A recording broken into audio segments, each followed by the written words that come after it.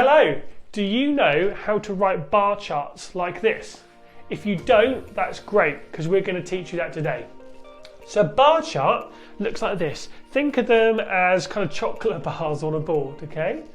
And writing a bar chart, okay, it seems quite scary, but it's actually very easy. Because all you need to do is just draw, like a chocolate bar, like a bar that goes to the correct number on this axis here.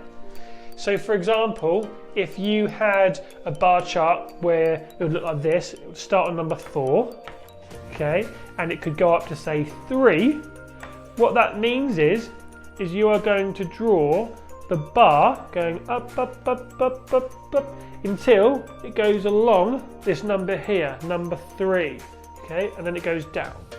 And that is how you draw a bar chart, and you just keep going however many informations the bar chart needs, okay?